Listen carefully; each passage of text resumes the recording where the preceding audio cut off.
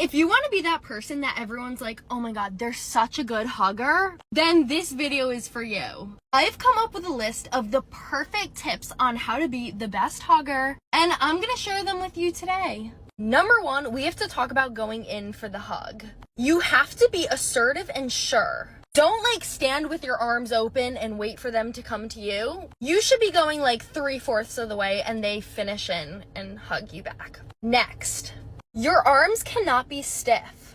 You gotta loosen your body because that'll just make for a better hug. If it's a girl and a guy that's hugging, the guy is going to have his hands around her upper waist. And I'm gonna demonstrate it real quick, but make sure your hand, the guy's hand, is like holding firmly and tightly on her like lower waist. Now, if you're the girl, you're going to wrap your hands like around his upper neck because usually the guy is taller than the girl anyway. So this is just going to be the perfect hugging position. Towards the end of the hug, do like a tighter little squeeze. Just such an intimate, cute moment.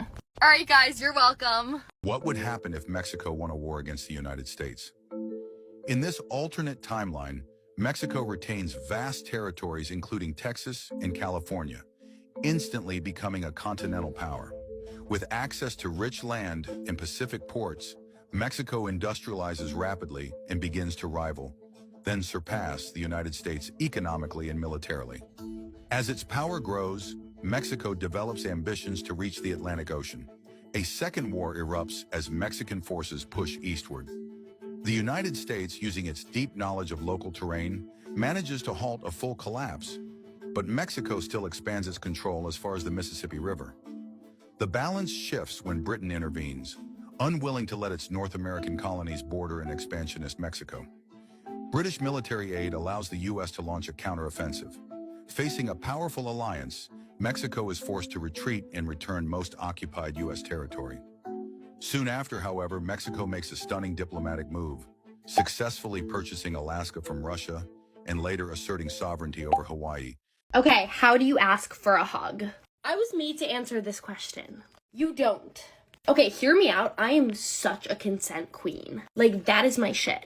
However, there are other ways to consensually get a hug other than asking if you can hug someone. If you're in the moment, like standing next to a girl and you turn to her and you're like, can I have a hug? That's creepy. We're gonna get weirded out.